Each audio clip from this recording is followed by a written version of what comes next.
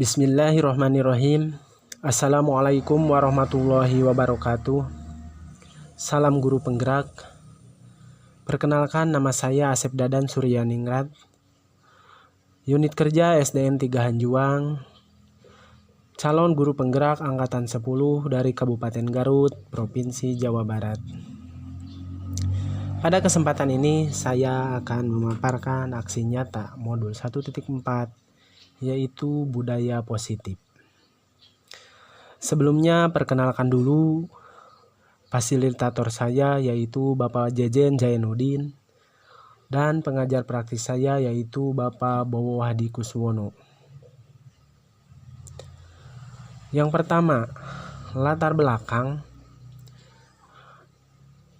belakang dari aksi nyata ini yaitu masih belum menyeluruhnya terkait pemahaman warga sekolah tentang penerapan konsep-konsep budaya positif di sekolah seperti disiplin positif, posisi kontrol guru, pembuatan keyakinan kelas atau sekolah, dan penerapan segitiga restitusi.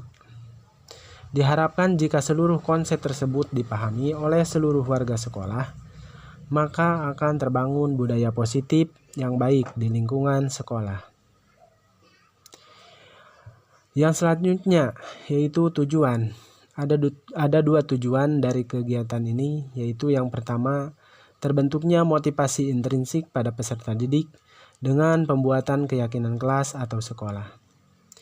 Yang kedua, yaitu meningkatkan pengetahuan dan pemahaman tentang budaya positif.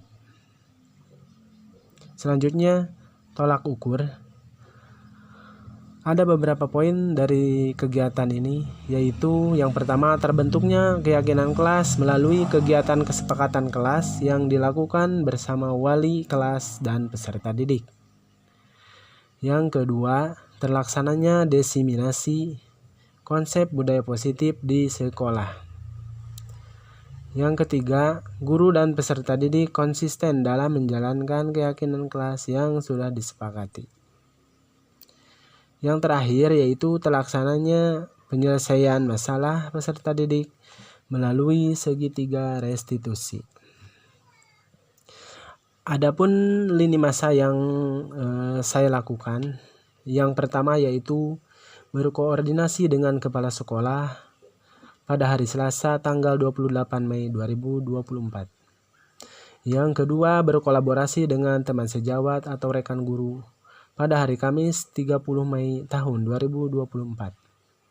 Yang ketiga, menyusun keyakinan kelas pada hari Senin tanggal 3 Juni tahun 2024. Yang selanjutnya, melakukan diseminasi konsep budaya positif pada hari Selasa tanggal 4 Juni tahun 2024.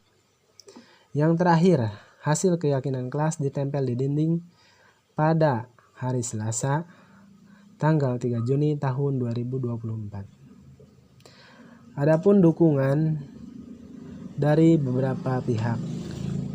Dukungan yang pertama dari kepala sekolah, dukungan yang kedua dari rekan kerja atau teman sejawat, dukungan yang ketiga dari peserta didik, komite sekolah, orang tua peserta didik, dan seluruh warga sekolah, serta kelengkapan sarana dan prasarana. Adapun video diseminasi modul 1.4 tentang budaya positif. Selamat menyaksikan. Bismillahirrahmanirrahim. Assalamualaikum warahmatullahi wabarakatuh. Alhamdulillahirabbil alamin wa bihi nasta'inu ala umuri waddin wa ala alihi washabihi ajmain. Amma ba'du. Yang kami hormati Bapak dan Ibu guru beserta kepala sekolah ataupun yang mewakilinya.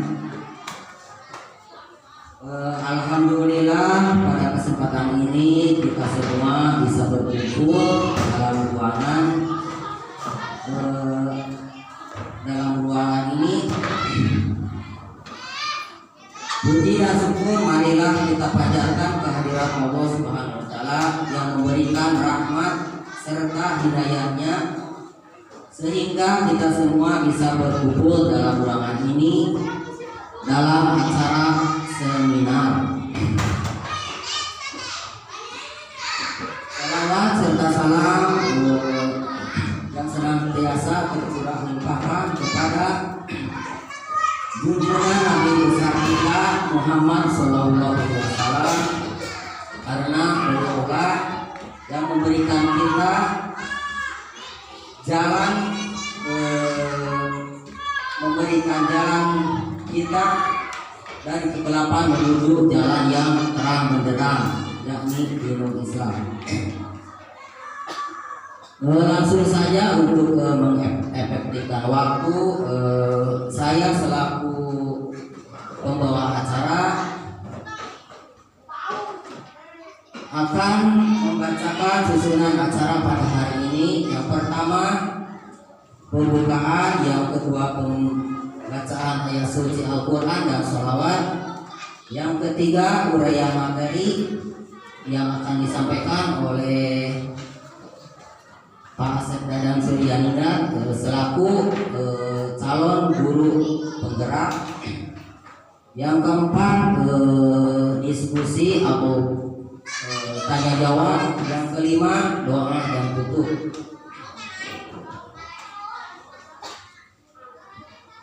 Baiklah para hadirin semua, marilah kita buka acara ini dengan mengucapkan Bismillah.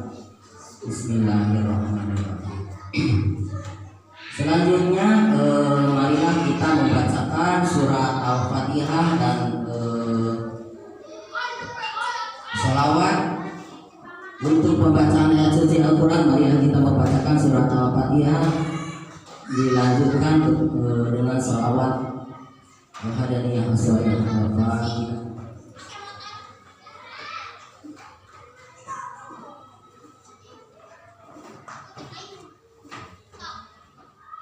Inna Allah wa malaikatahu yusholluna 'alan nabi. Allahumma shalli 'ala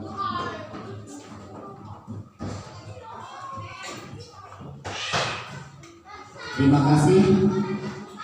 Baiklah peserta seminar, langsung saja kita mulai acara, dan yang paling ditunggu yaitu penyampaian materi yang akan disampaikan oleh Bapak Asep Dadang Suryanida, calon anggota guru penggerak.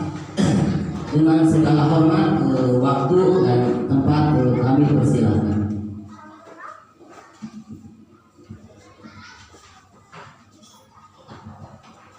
Bismillahirrahmanirrahim. Assalamualaikum warahmatullahi wabarakatuh. Alhamdulillah, wassalatu wassalamu ala asyrofil anbiya'i wal mursalin wa ala alihi wa sahbihi ajma'in, amma ba'du. Qala Rabbuna fil Qur'anil Karim wa nastaghfiruhu wa billahi minasyaitonir rajim. Bismillahirrahmanirrahim. Wa tasibu bihamdillahi wa la tafarraqu ya.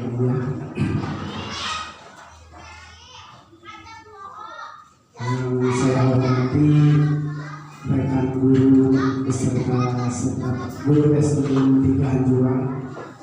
Sebelumnya mohon maaf, saya bukan menggurui, tapi melaksanakan tugas sebagai calon guru penggerak. Mudah-mudahan pada kesempatan ini ada beberapa hal yang ingin saya sampaikan terkait pemaparan dari materi kami sebagai calon guru penggerak. Untuk koordinat dimintakan kepada yang terdahulu, mudah-mudahan tidak mengurangi terhadap keutamaan dari koordinat. Yang pertama, saya akan menyampaikan diseminasi atau pemaparan dari modul 1.4, yaitu budaya positif. Salah satu tugas dari aksi nyata ini, saya harus menyampaikan pemaparan budaya positif. Di antaranya dari latar belakang tujuan pendidikan, Menurut Ki Hajar Dewantara, tujuan pendidikan adalah menuntun segala kodrat yang ada pada anak-anak agar mereka dapat mencapai keselamatan dan kebahagiaan yang sebegitu-tingginya, baik sebagai manusia maupun sebagai anggota masyarakat. Oleh sebab itu, pendidikan itu hanya dapat menuntun tumbuh atau hidupnya kekuatan kodrat yang ada pada anak-anak agar dapat memperbaiki lakunya atau hubungan dasarnya hidup dan tumbuhnya kekuatan kodrat anak. Jadi di sini yang saya pelajari dari modul pertama ini tentang filosofi Ki Hajar Dewantara, yaitu kita sebagai pengajar untuk menuntun karakter peserta didik ya, dari kodrat alam dan kodrat zaman. Kodrat alam itu bakat yang dibawa oleh peserta didik, dan kodrat zaman itu adalah pada saat ini, pada zamannya. Ya. Yang selanjutnya menginjak ke materi yang pokok, yaitu budaya positif. Ya. Budaya positif di sekolah yaitu nilai dan kebiasaan di sekolah yang berpihak pada murid agar mereka dapat berkembang menjadi pribadi yang kritis, penuh hormat dan tanggung jawab sesuai dengan profil pelajar Pancasila. Di sini sebetulnya sudah menerap ya, namun kita tidak mengetahui atau belum termasuk kepada paparan yang disebutkan ya, padahal kebiasaannya itu sudah dilaksanakan, sudah jelasin ya. Yang namanya budaya positif di sekolah itu sudah terlaksana, namun kita tidak menyebutkannya dengan budaya positif ya. Nah, sekarang yang saya ingin sampaikan yaitu terkait pemaparan budaya positif di sekolah ya. Nah, ada konsep-konsepnya terkait budaya positif. Yang pertama adalah perubahan paradigma belajar. Yang kedua, disiplin positif. Yang ketiga, kebutuhan dasar manusia. Yang keempat, motivasi perilaku manusia. Restitusi, posisi kontrol guru, keyakinan kelas, dan segitiga restitusi.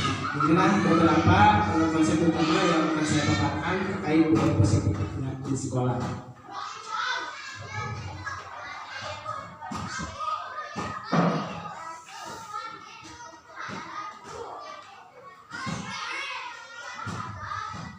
Yang pertama, perubahan paradigma belajar ya. Dalam membangun budaya positif, sekolah bisa menyediakan lingkungan yang positif, aman dan nyaman agar siswa mampu berpikir, bertindak, dan mencipta dengan merdeka, mandiri, dan bertanggung jawab. Nah, di sini yang pertama terkait membangun budaya positif di sekolah itu ada beberapa aspek yang harus diterapkan supaya peserta didik itu nyaman belajar di kelas ya. Di antaranya bisa menerapkan dengan beberapa hal ya. Disiplin sangat berkaitan dengan kontrol guru terhadap siswa. Ini berkaitan dengan menemukan karakter peserta didik ya. Di sini contohnya, Anda dan teman Anda akan melakukan kegiatan cobalah buka.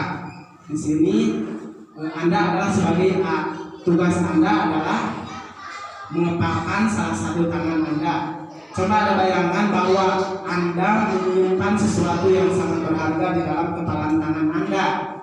Anda perlu menjaganya. Benda tersebut sekuat tangan Anda karena begitu pentingnya untuk kehidupan Anda. Ya, bisa dipraktekkan, tangannya dikepalkan. Di dalamnya ada sesuatu yang harus dijaga. Tugas B rekan Anda adalah mencoba dengan segala cara untuk membuka kepalan tangan Anda. Ya. Teman Anda B boleh membujuk, menghardik, mengintimidasi, memarahi, menggoda, menggelitik, bahkan menawari Anda agar Anda bersedia membuka kepalan tangan Anda. Ya. Di sini dalam artian bisa dipaparkan ketika kita mempunyai barang yang berharga, kita jaga dengan sekuat-kuatnya supaya barang tersebut tidak terlepas dari genggaman. Ini bisa dikatakan kepada peserta didik, ya. Peserta didik adalah sesuatu yang sangat berharga. Ketika kita lepaskan, seolah-olah kita membiarkan barang berharga kita menjadi lepas, seperti gambaran yang tertera di depan, ya. Itu sangat berperan penting kita sebagai pendidik untuk menjaga peserta didik kita dari ancaman-ancaman yang moral yang dapat merusak masa depan peserta didik. Di sini ada teori, ya. Perubahan paradigma belajar, teori kontrol atau William Glasser. Yaitu yang pertama, ilusi guru mengontrol murid, ya. Di sini guru ada beberapa tahapan untuk mengontrol. Itu banyak yang nanti bisa dijelaskan terkait mengontrol lingkungan, terus ada kontrol sebagai teman, ada kontrol sebagai pemantau dan sebagainya. Yang kedua, ilusi bahwa semua pernyataan positif, efektif dan bermanfaat. Yang ketiga, ilusi bahwa kritik dapat membuat orang merasa bersalah dan menguatkan karakter. Yang terakhir, ilusi bahwa orang dewasa memiliki hak untuk memaksa. Ini yang bisa biasa dilakukan oleh orang dewasa. Nah, di sini ada disiplin positif. Apa makna dari disiplin? Ya, kita baca saja. Disiplin berasal dari bahasa Latin, yaitu disiplina, yang artinya belajar. Makna asal dari kata ini berkonotasi dengan disiplin diri dari murid-murid. Ini teori Socrates dan Plato, ya. Yang kedua, yang ketiga, disiplin diri membuat orang menggali potensinya menuju sebuah tujuan apa yang dia hargai. Namun dalam budaya kita, makna kata disiplin telah berubah menjadi sesuatu yang dilakukan seseorang pada orang lain untuk mendapatkan kepatuhan. Kecenderungan umum adalah menghubungkan kata disiplin dengan kenyamanan, bukan dengan apa yang kita hargai atau pencapaian sesuatu tujuan mulia. Di sini kita bisa ambil bahwa kata disiplin itu sekarang sudah diterapkan, ya, dalam tata tertib peraturan itu kecenderungan, ya, menghubungkan kedisiplinan dengan ketidaknyamanan, padahal itu sebuah arahan untuk kebaikan, ya. Nah, di sini saya jelaskan, ya, disiplin adalah kemampuan pemerintah sendiri dalam mengontrol dan menguasai diri untuk memilih tindakan yang mengacu pada nilai-nilai yang kita hargai dengan penuh tanggung jawab tanpa perintah orang lain. Ini mulai dari kesadaran disiplin di sini. Nilai-nilai yang kita hargai adalah nilai kebajikan, sifat positif manusia yang merupakan tujuan mulia yang ingin dicapai setiap individu. Itu nilai-nilai dalam profil belajar Pancasila yang telah kita. Selanjutnya di sini ada dokumentasi terkait disiplin anak, ya. Saya lihat.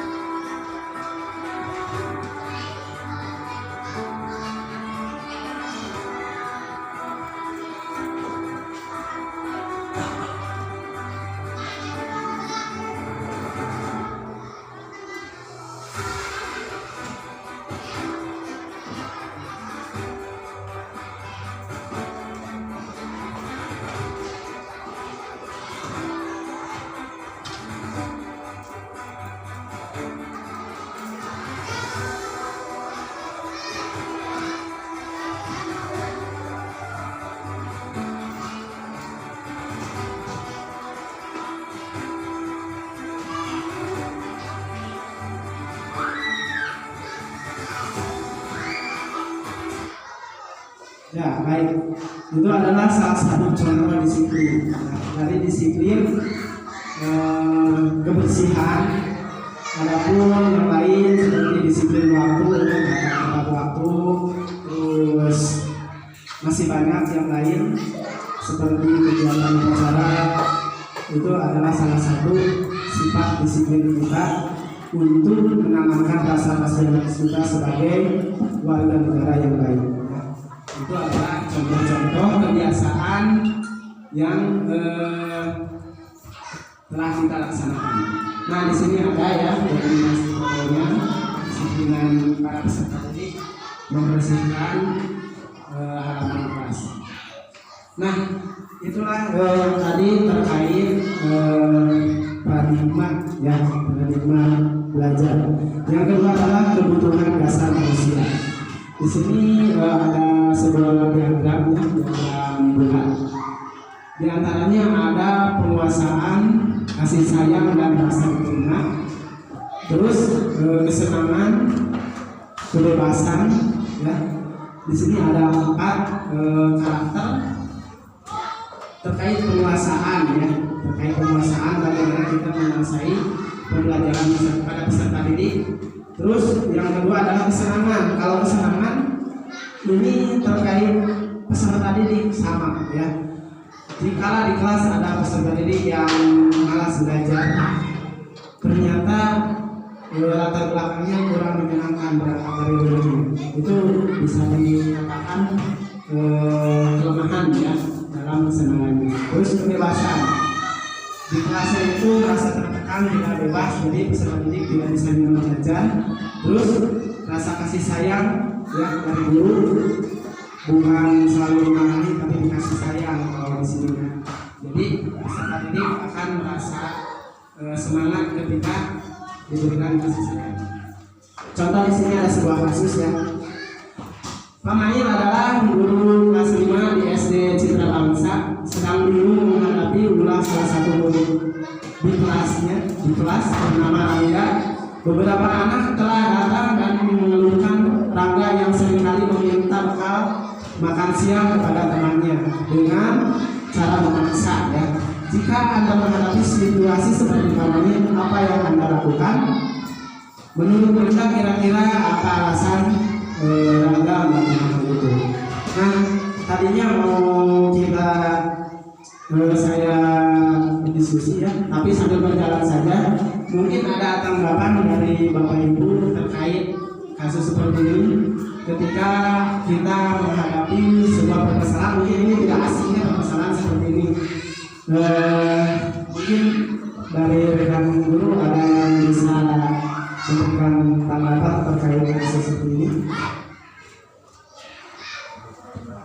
Ya, baik.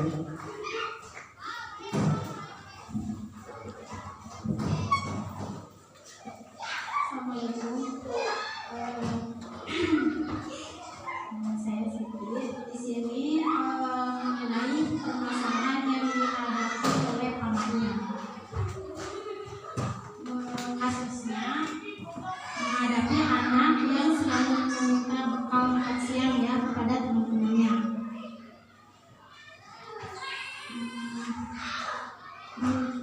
Kemungkinan besar anak tersebut Rangga ya tidak biasa untuk sarapan di rumah. Mungkin beberapa faktor. Yang pertama mungkin karena merasa malas untuk sarapan. Baik, terima kasih. Jadi pendapat Ibu Siti ya terkait kasus ini, yaitu ketika Rangga tidak makan dulu ya. Terima kasih. Mungkin ada yang lain dari terima kasih kepada Bapak yang telah waktu kepada saya untuk menghadapi atau melihat dari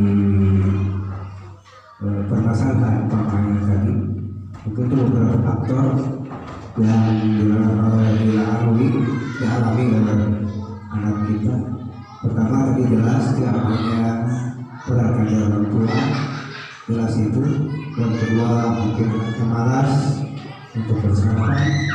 Yang ketiga mungkin kemungkinan besar adanya kesibukan bagi anak, misalnya pagi itu sudah belajar dari madrasah misalnya, nggak sempat untuk melaksanakan atau melaksanakan sarapan misalnya. Dari anak itu mungkin punya alasan bahwa itu kita bawa saja ke sekolah, nanti di sekolah bisa melaksanakan atau melakukan sekolah itu. Nah, itu mungkin pembahasan ini sering kali kita alami, sering kali kita jumpai bahwa anak tanya mengapa kalian bawa makanan di sekolah, nanti itu alasannya seperti tadi. Nah, itulah mungkin kita bagaimana kita solusinya untuk menghadapi anak semacam itu. Bila kita bahas nanti kita bersama. Mungkin saja. Wassalamualaikum warahmatullahi wabarakatuh.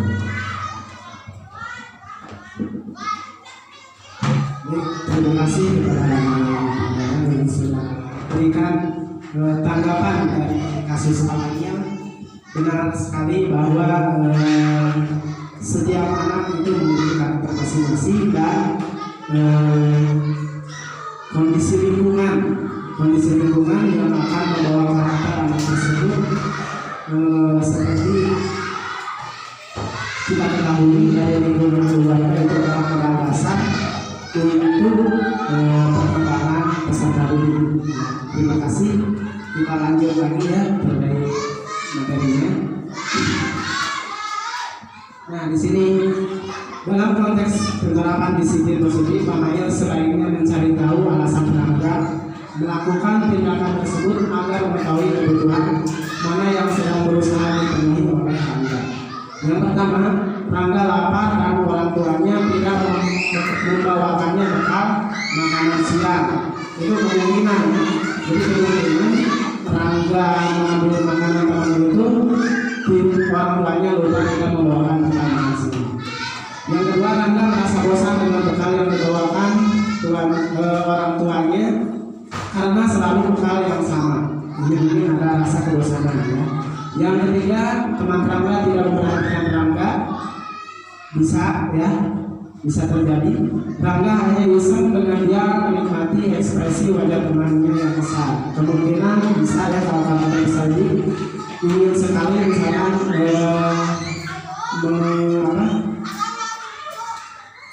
mengusiri temannya ya. Jadi senang gitu mengusir orang lain. Dia merasa hebat karena temannya menjadi takut dan memiliki keinginannya. Ini bisa jadi kan. Jadi ada beberapa aspek yang bisa terjadi dan ini alasannya bisa terjadi alasannya dari kasus remaja tadi ya. Gitu. Termasuknya tadi dari hubungan orang tua tidak membawakan bekal makanannya gitu ya. Termasuk terima kasih kepada Bapak Ibu dulu. Yang selanjutnya kita menginjak ke kasus 2 yaitu hukuman dan sanksi atau konsekuensi. Di sini kasusnya itu adalah IPA kurang menguasai pelajaran matematika sehingga pada saat pelajaran tersebut berlangsung dia lebih banyak berdiam diri untuk menggambar di buku pelajarannya. Pada saat itu guru matematikanya Pak Seno menanyakan pertanyaan IPA menjadi buku dan tak sengaja menjatuhkan tasnya dari kursi serta tiba-tiba menjadi gagal pada saat berupaya menjawab. Seluruh kelas pun tertawa melihat perilaku IPA yang bicara tergagap dan terkejut tersebut. Pak Seno pada saat itu membiarkan teman-temannya IPA menertawakan IPA yang tergagap dan malu luar biasa, dan malahan minta IPA untuk maju ke depan dan berdiri di depan kelas sambil menunjuk hidungnya karena tidak bisa menjawab pertanyaan dari Pak Seno. Kelas makin gaduh dan anak-anak pun tertawa melihat IPA di depan kelas yang memegang ujung hidungnya. Ini kasus 2 ya. Kasus 2 terkait seorang peserta didik yang sedang acuh atau menggambar dalam saat pelajaran ternyata ditanya oleh guru. Ini juga sama ada sebuah kasus ya. Mungkin ada tanggapan dari guru, boleh Ustaz. Assalamualaikum warahmatullahi wabarakatuh. Terima kasih atas waktunya. Menurut saya ya tindakan Pak Seno ini kurang tepat. Menurut saya tindakan Pak Seno ini kurang begitu tepat ya, karena akan merusak atau mengubah mental anak ya. Yang tadinya anak itu mungkin agak percaya diri walaupun sedikit tidak memperhatikan pelajaran, tapi dengan tindakan tersebut mungkin mentalnya akan runtuh ya, sebab dipermalukan oleh seluruh kelasnya. Ada baiknya kalau menghukum, menurut saya ini ya, ada baiknya kalau menghukum sewajarnya dan diberi pengarahan untuk dipeluk lagi, dikasih pengarahan, diberi motivasi agar semangat belajar kembali. Mungkin itu pendapat pribadi dari saya. Terima kasih.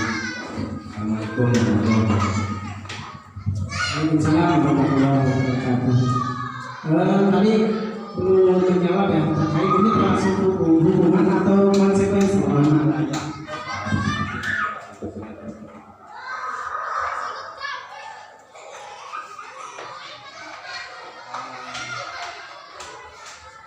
Ini menurut saya hukumannya karena IPA tidak memperhatikan Pak Seno lagi mengajar, lagi menjelaskan pelajaran matematika ya, sehingga IPA mendapatkan konsekuensi di maju ke depan kelas ya, mungkin seperti itu. Terima kasih. Terima kasih yang sudah memberikan jawabannya kepada Pak Rusman terkait apakah Anda setuju dengan tindakan Pak Seno tadi? Tidak setuju ya. Mengapa? Karena mental anak ini akan terpatahkan sehingga karakter semangat ini menjadi lemah ya, menjadi lemah ketika ditertawakan oleh teman-temannya. Seperti kita kalau misalkan ada kesalahan terus orang lain menertawakan, mungkin kelemahan kita, moral kita menurun drastis ya. Itu yang kedua tadi itu hubungan atau konsekuensi ya. Jadi mari kita lihat ya penjelasannya. Nah, di sini ada tabel ya. Yang pertama, hukuman dan konsekuensi itu adalah berbeda ya. Contohnya di sini sesuatu yang menyakitkan, itu hukuman ya, sesuatu yang menyakitkan, terus tidak nyaman untuk murid. Ya betul sekali. Yang namanya hukum itu tidak akan nyaman untuk murid ya. Ketika kita larikan lapangan, mungkin murid akan kelelahan ya. Tapi konsekuensi apa? Sesuatu yang harus terjadi. Tidak nyaman untuk murid sama ya. Untuk jangka pendek kalau konsekuensi, tapi kalau hukuman untuk jangka panjang akan selalu dilihat ya. Kalau hukuman kita dilarikan, kalau konsekuensi sebetulnya ini adalah menggantikan ya. Nah, yang ketiga, korban mendapatkan keadilan. Di sini korban bisa diabaikan, bisa dibedakan ya. Hukuman itu korban mendapat keadilan harus lari di tengah lapang misalkan. Kalau konsekuensi ini kadang tidak diberi hukuman. Kalau misalkan si anak itu cuma diberi peringatan, ya itu konsekuensi. Contohnya si anak menulis di atas meja, ya konsekuensinya apa? Kita harus dihapus lagi. Itu kan bukan hukuman ya, tapi konsekuensinya peserta didik harus menghapus lagi terkait apa yang dia lakukan. Ya. Terus ada restitusi yaitu untuk masalah perpecahan. Ini adalah pemecahan masalah ya dari peserta didik. Murid belajar bertanggung jawab untuk perilakunya, ya itu restitusi ya. Terus ada kalau hukuman ada negatif ya. Kalau konsekuensi netral, kalau restitusi adalah positif. Jadi kalau hukuman itu intonasinya beda, lebih ke hukuman fisik. Kalau netral itu masih biasa-biasa saja ya. Langkahnya yang saya katakan, ada kata-katanya ya, stimulus respon, mendorong kepatuhan, konsep diri yang bagi peserta didik. Yang selanjutnya, nah di sini ada semua perilaku memiliki tujuan, teori motivasi perilaku manusia. Yang pertama, untuk menghindari ketidaknyamanan atau hukuman, apa yang akan terjadi apabila saya tidak melakukannya. Ya. Yang kedua, untuk mendapatkan imbalan dari orang lain, institusi, apa yang akan saya dapatkan apabila saya melakukannya. Ya. Yang ketiga, untuk menghargai diri sendiri, saya akan menjadi orang seperti apa bila saya melakukannya. Ya, itu untuk motivasi ya, motivasi daripada permasalahan atau sebuah pertanyaan ya. Itu motivasi dari eksternal ya, terkait menghindari ketidaknyamanan atau hukuman ya.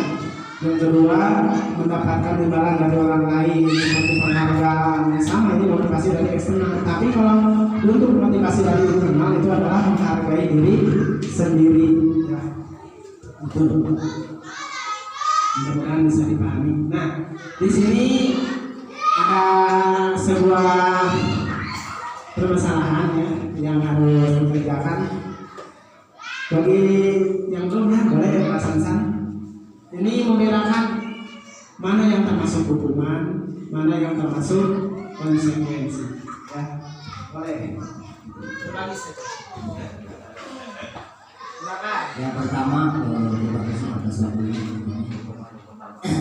Lari mengelilingi lapangan basket 2 kali karena terlambat hadir di sekolah. Ini mungkin termasuk mengelilingi lapangan 2 kali. Hukuman intinya. Terus membersihkan coretan yang dibuatnya di meja tulis, membersihkan coretan yang dibuatnya di meja tulis. Ini konsekuensi mungkin ya. Menggantikan kertas tugas teman yang telah dicoret-coret, ini juga mungkin konsekuensi. Murid diminta push up 10 kali karena tidak menggunakan seragam, mungkin ini hukuman. Berjemur di lapangan sekolah karena mengobrol pada saat pelajaran berlangsung, ini juga mungkin termasuk hukuman. Berjemur. Murid diminta telanjang kaki karena tidak memakai sepatu hitam sesuai peraturan sekolah. Murid diminta bertelanjang kaki karena tidak memakai sepatu hitam sesuai peraturan sekolah. Mungkin ini konsekuensi ya. Berdiri di depan kelas karena dia mengerjakan tugas, ini hukuman mungkin. Oh itu saja mungkin. Boleh orang lain bisa berdiri kalau ada yang salah mungkin bisa di. Terima kasih. Terima kasih misalkan sudah memberikan tanggapan. Tadi lari mengelilingi lapang itu yang pertama adalah hukuman ya. Terus membersihkan coretan itu konsekuensi. Menggantikan kertas tugas temannya tadi kasih konsekuensi ya. Terus murid diminta push up itu adalah hukuman. Berjemur di lapangan hukuman tadi konsekuensi hukuman ya. Murid diminta bertelanjang kaki hukuman atau konsekuensi? Konsekuensi. Yang terakhir berdiri di depan kelas karena tidak mengerjakan tugas. Coba lihat jawabannya seperti apa ya. Nah, yang pertama adalah hukuman ya. Yang kedua konsekuensi. Yang ketiga hukuman. Yang keempat murid diminta push up adalah konsekuensi. Ya, berjemur di lapangan adalah hukuman. Murid diminta bertelanjang kaki adalah hukuman. Berdiri di depan kelas masuk hukuman juga. Terima kasih Sansan ya. Yang selanjutnya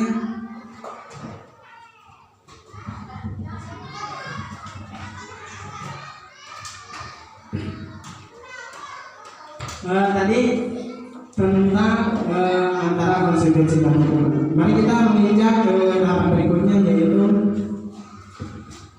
restitusi posisi kontrol guru.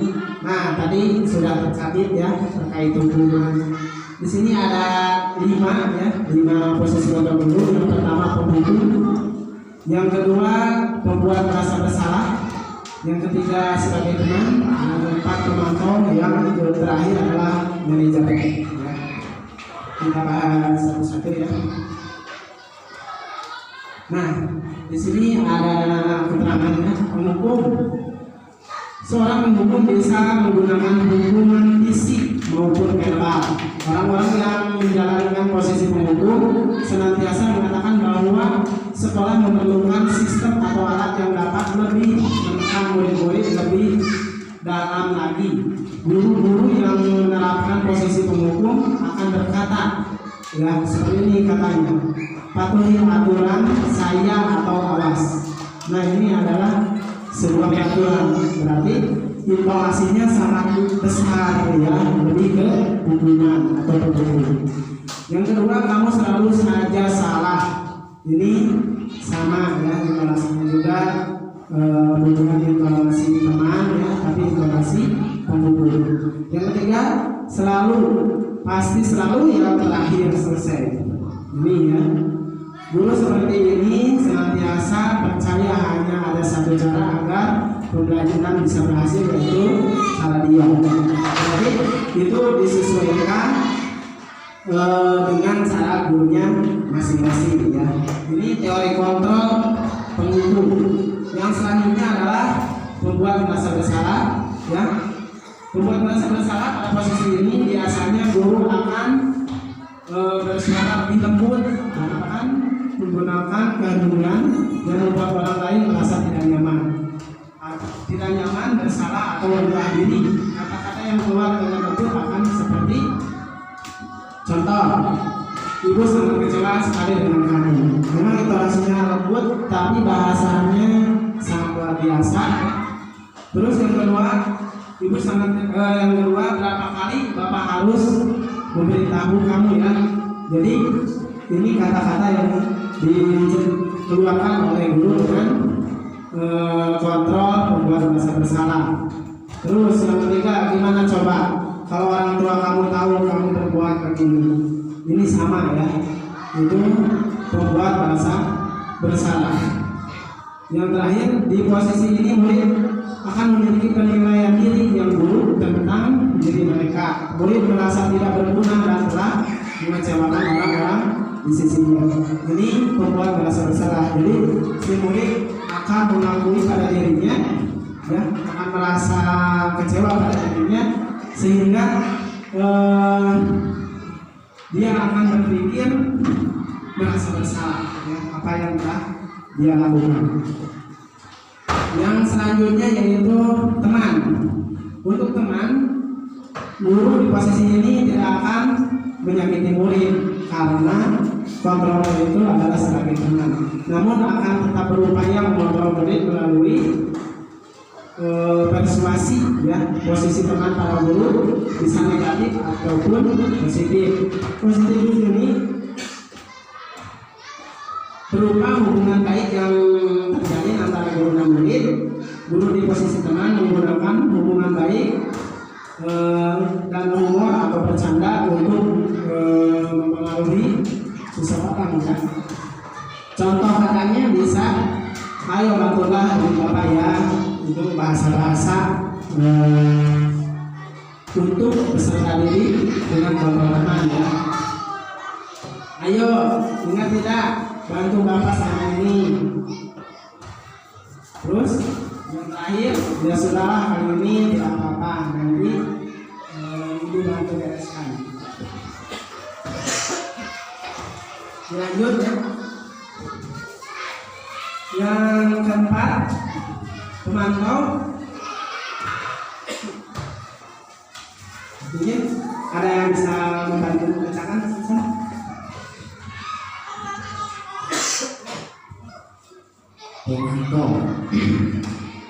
Memantau berarti mengawasi. Pada saat kita mengawasi, kita bertanggung jawab atas perilaku orang-orang yang kita awasi.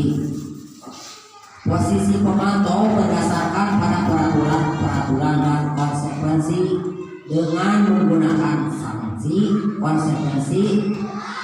Kita dapat memisahkan hubungan pribadi kita dengan murid sebagai seorang yang menjalankan posisi pemantau.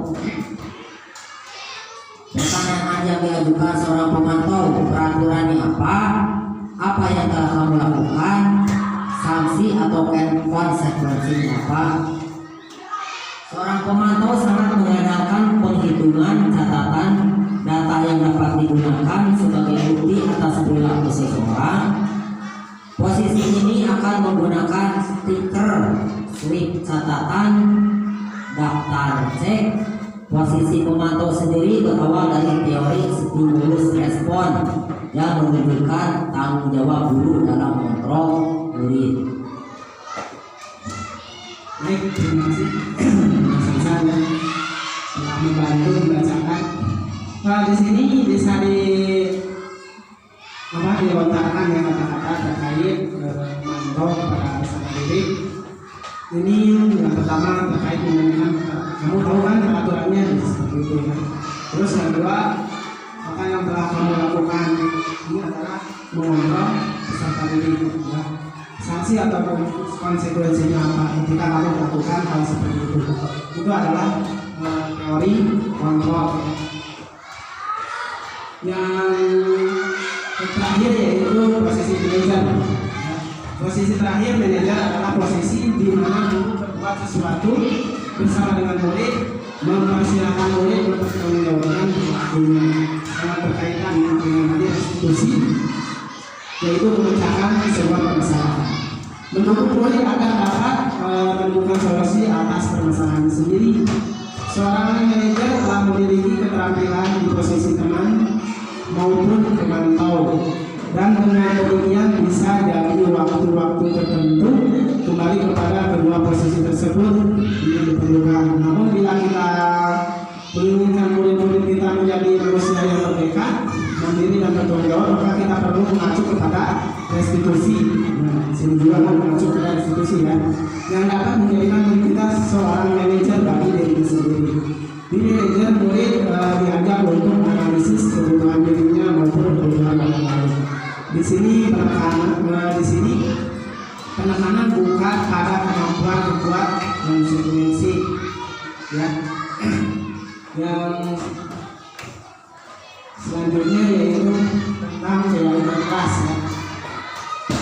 Pada dasarnya yang saya rasakan selama ini mungkin tidak tahu apa itu keyakinan kelas.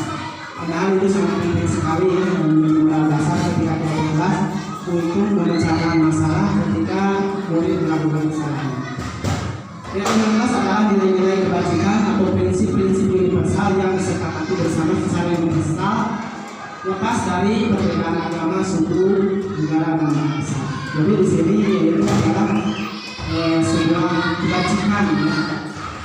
Prinsip-prinsip universal yang ditanamkan pada diri peserta didik itu dengan dirinya, tapi bukan perasaan orang lain. Menurut Gasan 1998, suatu keyakinan dan akan lebih memotivasi seseorang dari dalam, yaitu definisi seseorang akan lebih bersemangat untuk menjalankan keyakinan daripada hanya sekedar menjadi peraturan. Ini akan lebih bersemangat ya ketika menjalankan keyakinan daripada menjalankan aturan yang seperti berlakukan tertib ya pada peraturan, tapi keyakinan akan lebih kuat dalam diri peserta didik ya. Nah, budaya positif yang pertama, budaya positif itu di dalamnya ada lingkungan yang positif, keyakinan kelas, dan peraturan kelas ya. Nah, perbedaan antara peraturan dan keyakinan kelas, contohnya selalu kembalikan buku ke tempatnya. Kalau keyakinan kelasnya adalah tanggung jawab ya. Terus yang kedua, dilarang mengganggu orang, dilarang mengganggu orang lain. Kalau keyakinan kelasnya adalah menghormati orang lain dan diri sendiri. Yang ketiga, dilarang melakukan kekerasan. Keyakinan kelasnya adalah keselamatan menghormati orang lain. Nah itu ya, bedanya antara peraturan dan keyakinan. Di sini ada beberapa hal ya, keyakinan kelas. Keyakinan kelas bersifat lebih abstrak daripada yang lebih rinci. Keyakinan kelas berupa pernyataan yang terserah. Ya. Pernyataan keyakinan kelas senantiasa dibuat dalam bentuk positif. Ya. Terus keyakinan kelas hendaknya tidak terlalu banyak sehingga mudah diingat dan dipahami oleh siswa. Semua warga kelas. Keyakinan kelas lainnya sesuatu yang dapat diterapkan di lingkungan tersebut.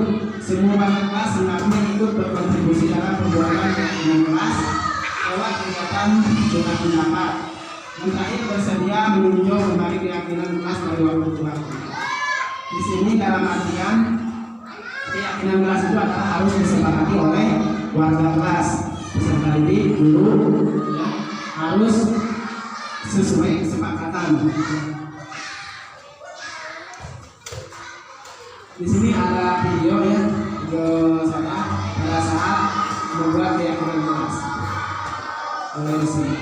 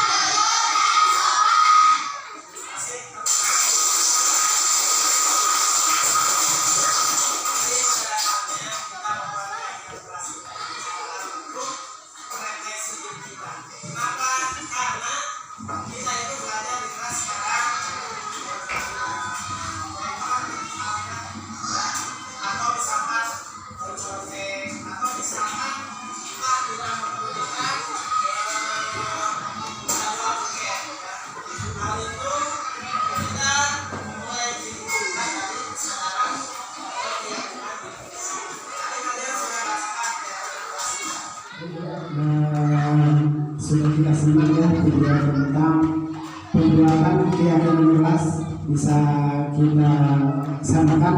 Mungkin dari videonya tidak maksimal ya sesuai dengan ketentuannya. Jadi setelah saya mengikuti program Guru Gerak ya, terkait dari keyakinan kelas, mungkin para peserta didik itu berpikir dua kali ya kalau mau melaksanakan atau melakukan hal yang negatif, terutama ya perilaku yang dia lakukan seperti mencontek, menyusui temannya, terus berkelahi dan lain sebagainya. Itu bisa menjadi gambaran ya, karena dia telah meyakini apa yang dia ucapkan atau dia pikirkan sebelum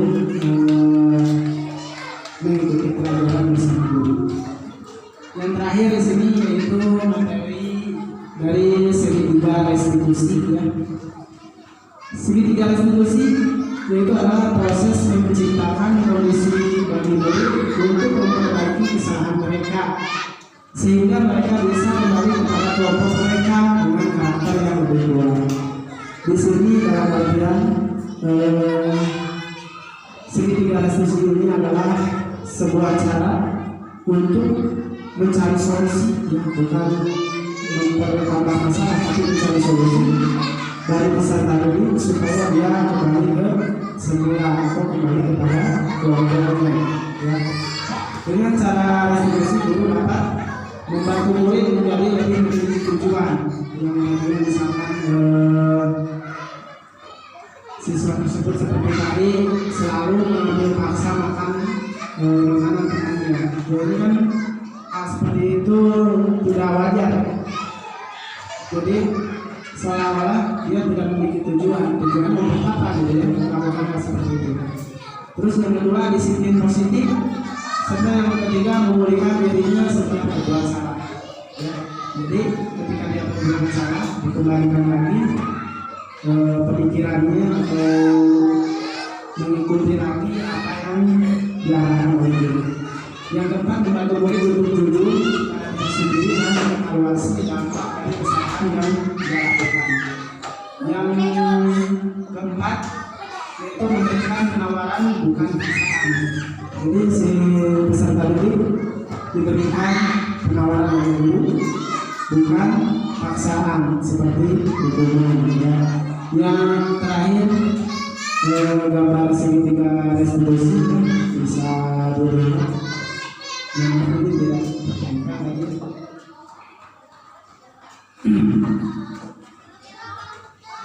Yang selanjutnya yaitu tahapan-tahapan dari segitiga restitusi. Yang pertama yaitu menstabilkan identitas ya, menstabilkan identitas. Ketika murid berbuat salah itu tidak apa-apa ya.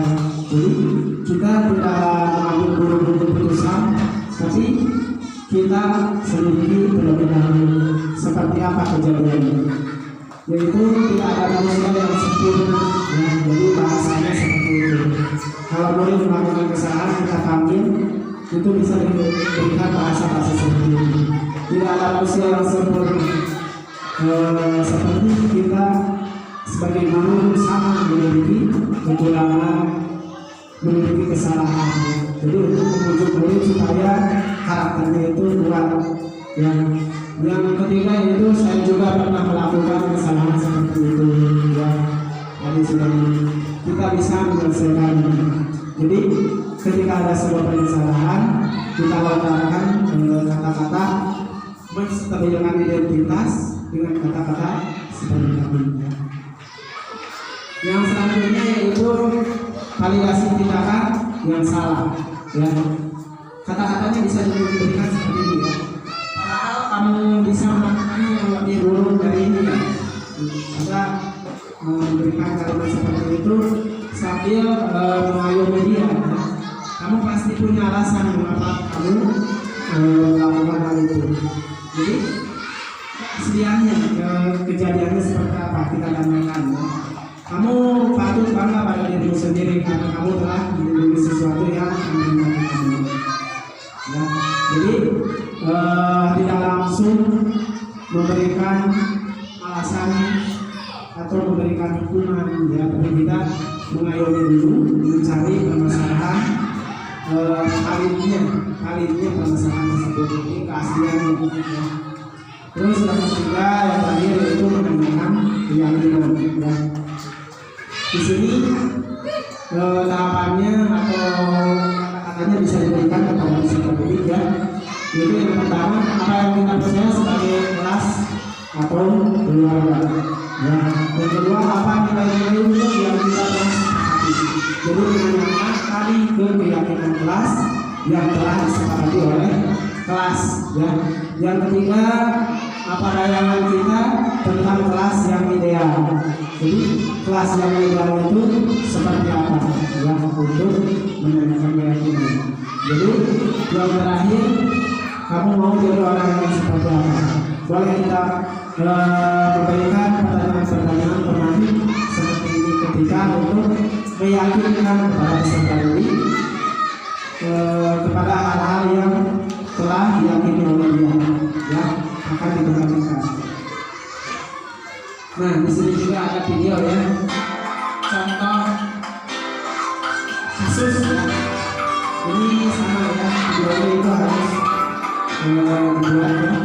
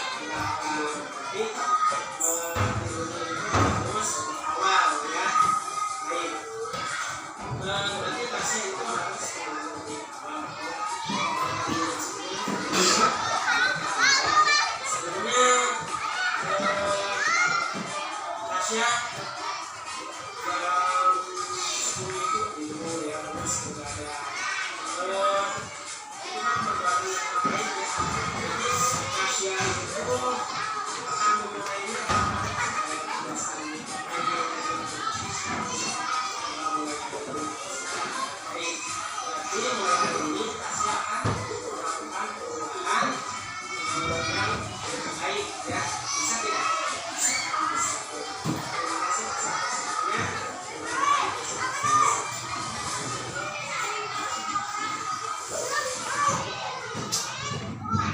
itulah tayangan dari bulan institusi ya. Kita dikasih satu, sekarang kasih dua ya. Kita pelaksanaan pembelajaran dalam evaluasi.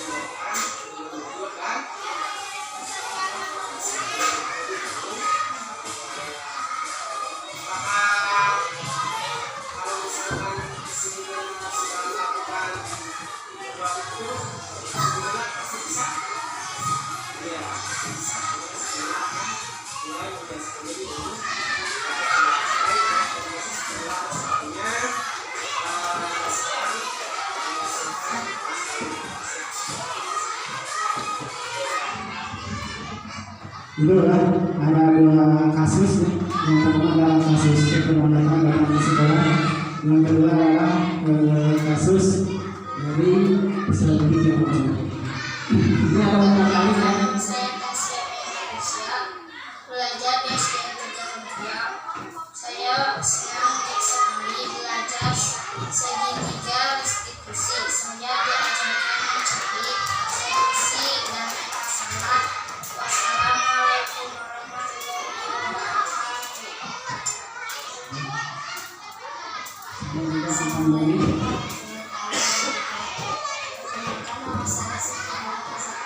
Saya senang sekali belajar bersama tentang segitiga restitusi mencari solusi masalah. Wassalamualaikum warahmatullahi wabarakatuh.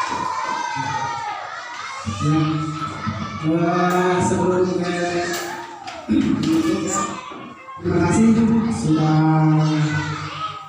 menyimak ya dari kegiatan yang telah saya lakukan atau sebagai perubahan ya dari pelaksanaan tadi paradigma pembelajaran, terus ada konsekuensi lingkungan, ada segitiga restitusi ya, terus ada keyakinan kelas. Itulah yang dapat saya paparkan. Untuk selanjutnya mungkin ada refleksi atau tambahan dari guru yang akan disampaikan terkait materi yang telah saya sampaikan. Ya, terima kasih kepada saya untuk memaparkan beberapa pengalaman dari segi ikhlas dan juga kreatif anak, juga disiplin anak. Jadi khusus dari kami untuk gambaran yang selanjutnya harus dilaksanakan untuk mencapai cita-cita atau keinginan kita mendidik hari dalam besi anak, juga depan bagi anak, juga untuk menerapkan disiplin anak dan berbagai macam cara yang kita laksanakan. Nah, mungkin itu penguatan daripada saya sendiri, mohon juga untuk kedepan kita dan selaku pendidik kita tidak tinggal diam untuk mencari informasi di berbagai media, betul demi kemajuan pendidikan khususnya pendidikan nasional kita di Indonesia, dan khususnya juga bagi sekolah kita yang kita kelola. Mudah-mudahan ada kelebihan atau kemajuan untuk masa yang akan datang. Untuk penguatan ini sekian saja. Wassalamualaikum warahmatullahi wabarakatuh. Mungkin untuk sama dari yang lain ada refleksi dari kegiatan musik atau tambahan. Ya, terima kasih. Hanya tambahan saja ya, selengkapnya sudah dipaparkan oleh Bapak Leman ya. Untuk dari awal, untuk kegiatan hari ini dari awal sampai akhir saya ucapkan terima kasih. Yang mungkin ini ada ilmu baru ya, mungkin bisa disebut ilmu baru ya. Dari sekian banyak materi saya menangkap bahwa tadi kesadaran diri anak ya mungkin ya, atau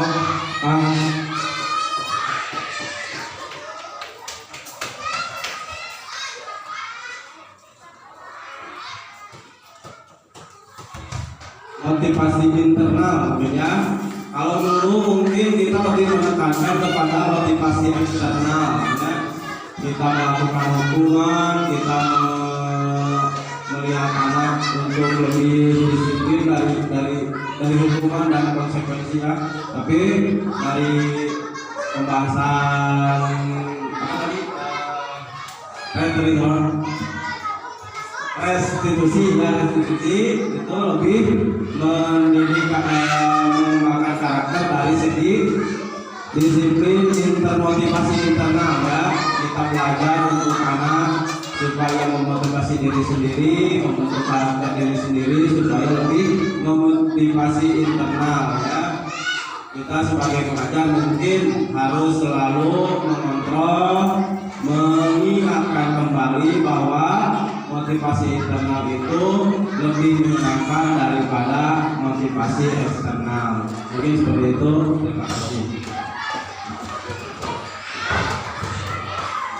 Baik, terima kasih kepada semua rekan guru yang telah mengikuti ikuti kegiatan ini, kegiatan destinasi ini. Mudah-mudahan kita bisa mengaplikasikan di lapangan nanti untuk depan dan mendapatkan apa yang kita impikan atau bisa kami impikan, mulai dari perubahan dunia belajar, disiplin positif, kebutuhan dasar manusia, motivasi perkembangan manusia, restitusi, proses kontrol dulu, keyakinan kelas, dan yang terakhir adalah segitiga restitusi. Untuk selanjutnya itu dicukupkan sekian dari pengembangan destinasi saya, dan saya kembalikan lagi ke moderator. Terima kasih. Wassalamualaikum warahmatullahi wabarakatuh. Waalaikumsalam warahmatullahi wabarakatuh. Terima kasih kepada Bapak Sekda yang telah memberikan paparan yang begitu menarik dan membuka wawasan kita semua. Alhamdulillah, rangkaian acara dari awal sampai akhir berjalan dengan lancar. Mari kita bawa semangat pencerahan dari kegiatan ini ke dalam kehidupan sehari-hari, khususnya dalam kegiatan belajar dan mengajar. Mungkin itu saja yang marilah kita tutup acara dengan mengucapkan alhamdulillah. Mungkin sekian dari saya, mohon maaf bila ada kata-kata yang kurang berkenan. Assalamualaikum warahmatullahi wabarakatuh.